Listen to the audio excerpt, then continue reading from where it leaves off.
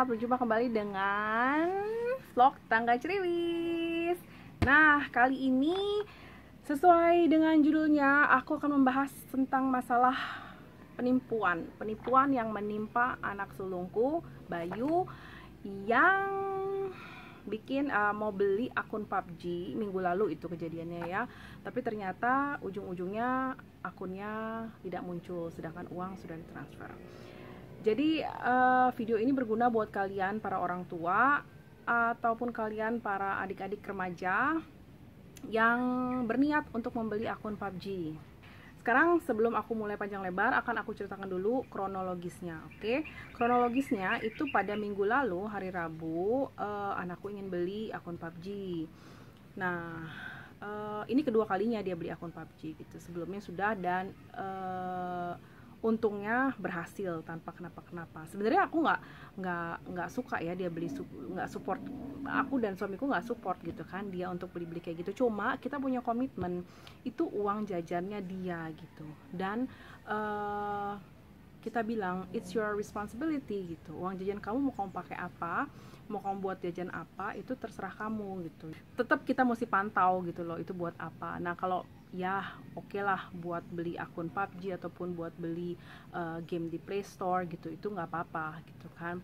Jadi begitu dia bilang aku mau beli akun PUBG, nanti kalau kamu dibohongin, aku bilang sama dia, kalau kamu dibohongin itu tanggung jawab kamu loh ya, uang saku kamu hilang. Iya mama, dia bilang kayak gitu. Sebenarnya aku udah males ya, aku udah nggak mau kasih, cuma karena dia yakin banget bahwa ini benar, ya udah kita kasih kepercayaan dia gitu. Oke. Terus berkomunikasilah anakku dengan si penipu ini,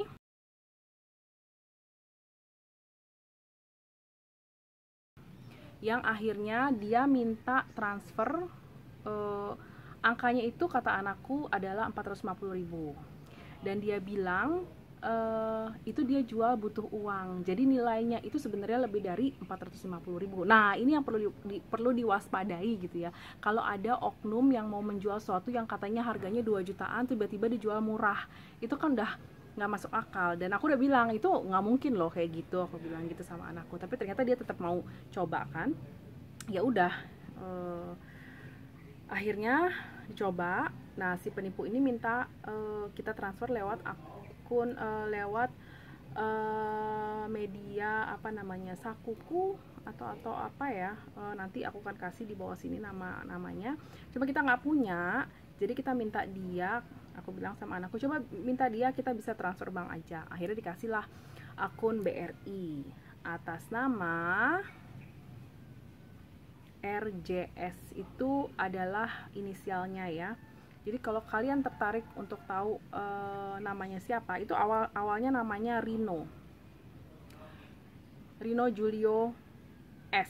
Jadi hati-hati kalau kalian diminta untuk transfer ke nama tersebut, itu hati-hati. Oke? Bisa aja sih itu bukan namanya dia, entah namanya siapa gitu kan. Tapi kalau pokoknya kalian diminta untuk transfer ke nama tersebut, itu hati-hati gitu. Oke, setelah sudah ditransfer, begitu selesai ditransfer, kita transfer lewat Mandiri SMS online banking itu ya. Begitu sudah ditransfer, tiba-tiba langsung di WhatsApp, WhatsAppnya anakku langsung diblok sama dia. Tak.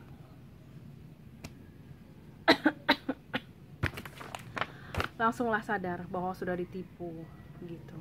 Uring-uringan lah dia, mama gimana, aku hilang uangku segala macem. Ya udah, mau gimana lagi. Tapi dari situ dia belajar bahwa yaitu nggak semua orang itu bisa dipercaya gitu. Banyak orang cari kesempatan dalam kesempitan.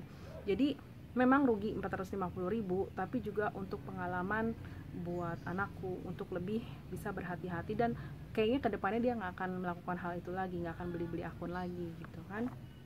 Oke, nah terus apa yang aku lakukan setelah itu? Jadi kemudian yang aku lakukan adalah memasukkan rekeningnya si penipu ini ke website cekrekening.id. Itu adalah website yang dibuat oleh Kementerian Informasi dan Komunikasi dalam upaya mengkomunikasikan ke masyarakat bahwa kalau kalian melapor, ini melapornya ke situ, dan nanti bagi kalian yang mau melakukan transaksi online sebelum transfer ke rekening si penjual, kalian bisa masuk ke cekrekening.id untuk mengecek apakah rekening tersebut pernah diadukan sebelumnya gitu. Nah, untuk kasus ini rekening tersebut nggak pernah diadukan gitu. Jadi aku adalah pertama yang mengadukan rekening tersebut. Oke, setelah lapor ke sana, kemudian keesokan harinya karena udah malam, baru aku berangkat ke bank. Ternyata salah ya, bukan ke bank dulu, tapi ke polisi dulu, kantor polisi dulu. Bank bisa bertindak bila ada laporan dari polisi gitu. Oke, di polisi diminta menjelaskan seluruh kronologisnya. Kemudian oh ya, di polisi ini kalian hanya bisa dari jam 8 sampai jam 12 ya. Karena ini bukan di tempat yang kalian lapor kehilangan tuh loh, yang di depan. Ini mesti ke dalam di Treskrim gitu ya. Sorry kalau salah. Kayaknya kalau nggak salah namanya itu di Treskrim. Nah, di sana aku jelaskan semua. Sedangkan akun yang dipakai untuk transfer itu kan akun suamiku, tapi itu nggak masalah di polisi. Aku yang melapor gitu kan, karena aku istrinya gitu, dan aku ibu dari korban. Oke, kemudian dari sana aku dapat surat. Suratnya itu aku bawa ke BRI. Di BRI ditindaklanjuti dengan baik oleh CS-nya. CS ngelihat ke rekening tersebut ternyata orangnya ini berdomisili di Jambi. Jauh teman-teman, di Jambi. Tapi namanya juga penipuan online, bisa dari mana aja kan. Kemudian ternyata akun tersebut sudah diblok ya oleh bank BRI cabang yang lain gitu. Kata si mbaknya ini mungkin kemungkinan ada orang lain juga yang sudah tertipu dan melaporkan akun tersebut. Nah, yang aku heran, akunnya itu ada 5.300.000 sekian gitu kan. Nah, itu yang diblok hanya 5 juta. Mbak CS-nya bilang mungkin Bu yang dilaporkan tuh memang segitu gitu. Tapi akun tersebut masih bisa dipakai oleh yang bersangkutan ya. Nggak notabene langsung itu mati itu, enggak, masih bisa dipakai oleh yang bersangkutan. Karena yang 300 kan masih bisa ditarik, ya enggak? Kemudian Mbak CS-nya bilang, Ibu karena Ibu transfer lewat Mandiri, jadi ini kita nggak bisa guarantee bahwa uang Ibu akan kembali. Tapi kita akan coba dan kita akan kabari 3 hari kemudian. Oke, kemudian 3 hari kemudian Mbak CS-nya telepon aku, Ibu, ini ternyata kita nggak bisa berbuat banyak, jadi Ibu harus ke Bank Mandiri. Karena Ibu transfer lewat Bank Mandiri, jadi surat dari polisinya itu Ibu bawa ke Bank Mandiri. Nanti Bank Mandiri yang akan menghubungi bank di mana si penipu itu buka rekening, yaitu di Jambi. Dan kemudian mbaknya juga ngasih update bahwa Bu, rekeningnya sudah bertambah. Kemarin kan 5 juta ditahan dan sisa 300, sekarang udah nambah lagi 1 juta. Berarti si penipu ini udah melakukan penipuan lagi gitu kan. Dan memang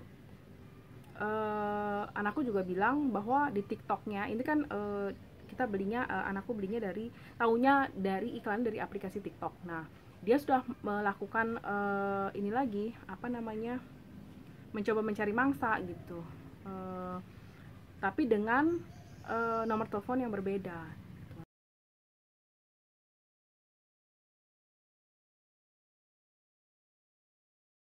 Tapi namanya juga apa namanya, akun TikTok bisa berganti nama apa aja gitu.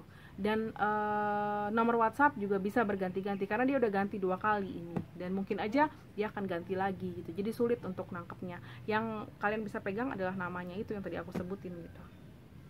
Itu pun juga nggak jaminan, Pak Polisi bilang. Bisa aja Bu itu bukan namanya dia asli, bisa aja dia pakai nama temennya, nama tetangganya, nama kakaknya gitu. Dan itu nanti akan berubah lagi ya. Intinya jadi harus jeli aja, hati-hati. Kalau kelihatan memang udah nggak beres, nggak ada apa ya, nggak ada komen-komen yang bilang makasih sudah bisa segala macam kayak gitu-gitu, ya udah skip aja gitu. Nah, itu yang patut disayangkan, bahwa nomor rekeningnya tuh tidak dibekukan gitu ya, tapi hanya sejumlah uang yang dibekukan. Oke, kaget juga kan.